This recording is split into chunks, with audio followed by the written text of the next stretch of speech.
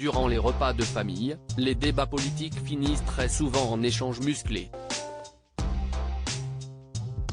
C'est aussi le cas en télévision, lorsque les journalistes et hommes ou femmes politiques choisissent de ne pas mâcher leurs mots.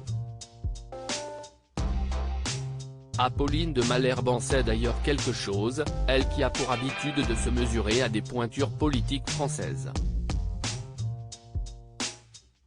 Ce mardi 4 avril 2023, à l'occasion du face-à-face qu'elle anime sur BFM TV, elle a reçu Alexis Corbière, député de la France Insoumise et porte-parole de Jean-Luc Mélenchon.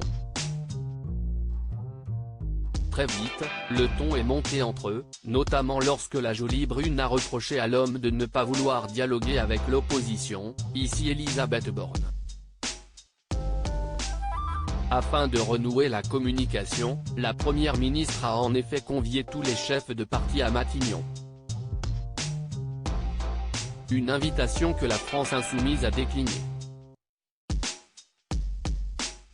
Ce qu'Elisabeth Borne propose, c'est de recevoir des groupes parlementaires pour élargir sa majorité. Tous les composants de la NUP unanimement sont contre cela. Et personne n'ira parler avec Madame Borne.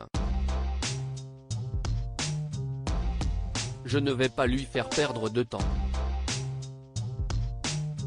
Je suis défavorable avec ce gouvernement, admettez qu'on a le droit de s'opposer dans ce pays sans être diabolisé. A lancé l'homme de 54 ans, qui est en couple avec l'avocate Raquel Garrido. Une position actée qui a fait bondir Apolline de Malherbe. Donc tout le monde y va, sauf vous quoi ? A marqué celle qui ne serait pas contreposée en une de Playboy en haussant franchement le ton. Ne dites pas ça. Face à cette offensive, Alexis Corbière a peu à peu perdu son calme. Mais ne dites pas ça, ce n'est pas exact. Déjà, personne ne va à la rencontre de Madame Borne dans le cadre qu'elle a proposé. A rappelé le député avant d'être sèchement coupé par celle qui partage la vie drôle d'Ozzy. Ça, j'ai bien compris, ils ont dit, on ira et on parlera de ce dont on veut bien parler, s'est-elle agacée. Non mais n'embrouillez pas ceux qui nous regardent. Ce que vous voulez sous-entendre, c'est inverser la discussion.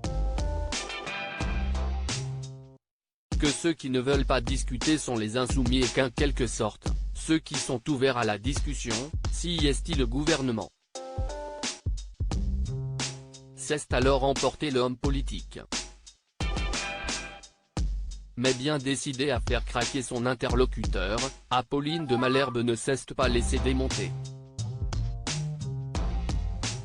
Je n'embrouille personne et vous le savez très bien. A-t-elle conclu en appuyant vigoureusement ses propos à l'aide d'un tweet de Manuel Bompard, affirmant que le parti marcherait vers l'Élysée le 5 avril pour exiger le retrait de la réforme des retraites.